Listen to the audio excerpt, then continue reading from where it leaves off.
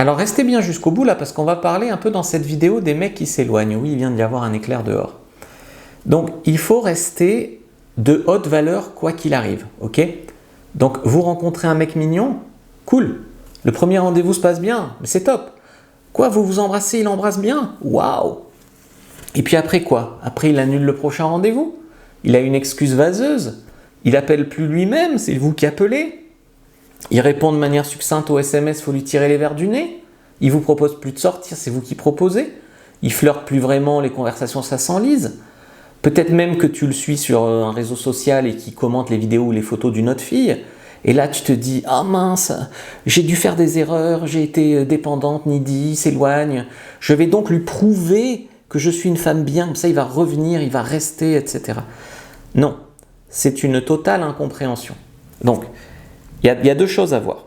Il y a si le mec s'en fout ou si le mec est attaché. Dans les deux cas, il peut s'éloigner. J'ai une formation sur fabricejuliensecret.com qui s'appelle « Quand il s'éloigne », comprendre et rattraper le coup. Donc en fait, un mec peut rentrer un peu dans sa caverne, avoir cette phase de virage autour de 3 à 6 mois de relation où il s'éloigne pour prendre sa décision. Et là, ta réaction est hyper importante. Mais si le mec te kiffe vraiment, il s'en fiche que tu sois un peu trop gentil, un peu…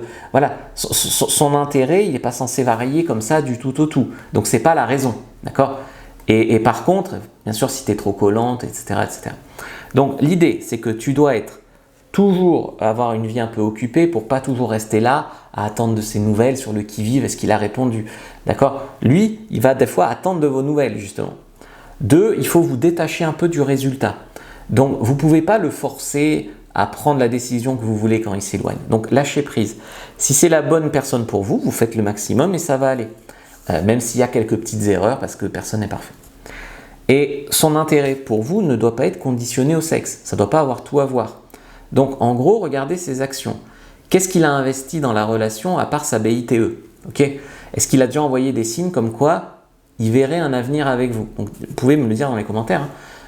Parlez plutôt en disant « Sympa le prochain rendez-vous, on se reverra » plutôt que « C'était trop bien, j'espère qu'on se reverra ».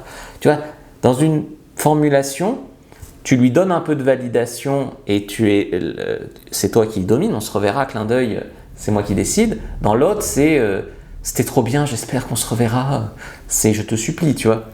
Si le mec mérite votre investissement en lui, alors s'il se comporte bien, là tu ne dois pas mettre de défense ou de bouclier, tu vois. Et s'il ne mérite pas, il ne faut pas te faire trop de mal pour lui. Donc comment on va faire? En fait, on va analyser pourquoi il prend de la distance et surtout le comportement à ne pas avoir. Le coller, le supplier, le machin, c'est pas bon. Faire genre que tu t'en fous et le laisser dans son coin, c'est pas bon non plus.